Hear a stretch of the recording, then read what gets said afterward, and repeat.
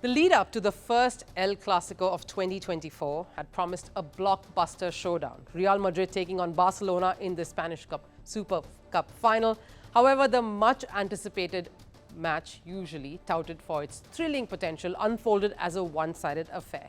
Before getting into the details, a bit about El Clasico itself. It refers to the football rivalry between two of Spain's most successful clubs, Real Madrid and FC Barcelona.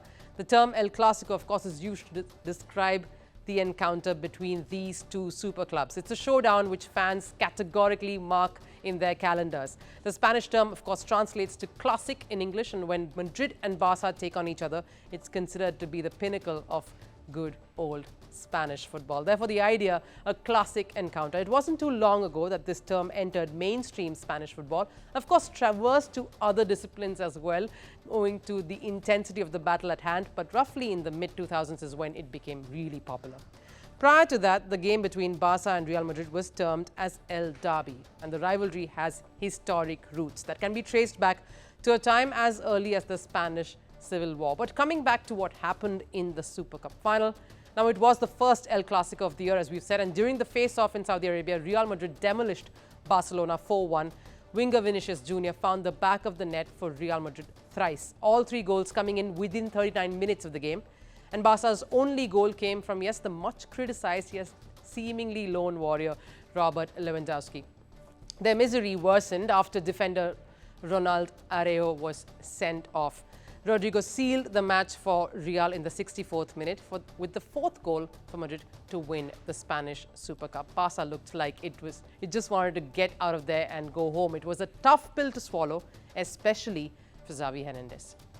This is the time to apologize to the fans. I said before, our performance today wasn't up to the standards of a final, and even more so one against Madrid. And I'm the one who's primarily responsible for that. So now we have to take the criticism on the chin and keep on working. There is nothing else for it. It's a tough defeat, but we've responded well from tough defeats before. And certainly, I'm convinced that we will be back competing in the best way possible. Now, this was a rematch of last year's Supercopa final when a one-sided Clasico ended with Barcelona winning it 3-1. You see, that's the competitive nature of El Clasicos. Either of the team possesses the strength to secure victory, to swing the match either way. But the match yesterday was unlike the ones we've seen in the past. Madrid's superiority on the field from the start made the outcome clear even before halfway into the game. The match earlier today was the 226th time, 256 in fact, that the two teams met, and the numbers say why this is a closely followed encounter. When it comes to competitive tournaments, Real Madrid hold the edge, but ever so slightly.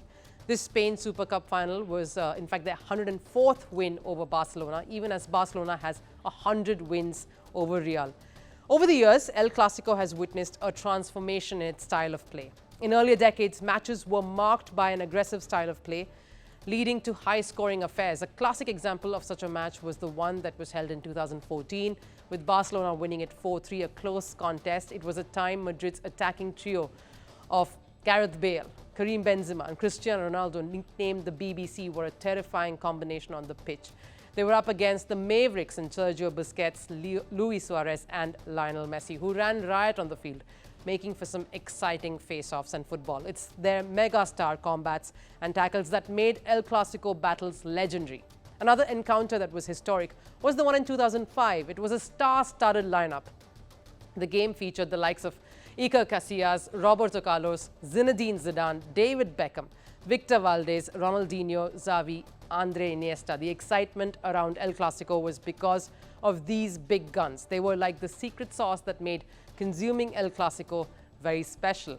Such, of course, names served as prime examples who not only defined an era of El Clasico but also contributed to the global appeal of the rivalry. Even lopsided affairs, such as the one in 2010 in which Madrid suffered its most humbling 5-0 loss, would keep fans enthralled and in eager anticipation because they were the ones, or the who's who of football royalties. The last blow, rather last nail in the coffin of the El Clasicos, probably was the departures of the stars who went on to be the face of the two sides. Ronaldo's departure from Madrid in 2018 and Lionel Messi from Barcelona to Paris Saint-Germain in 2021. The exit of these stalwarts who made the battle regal contributed to the El Clasico legacy, owing to their massive fan bases.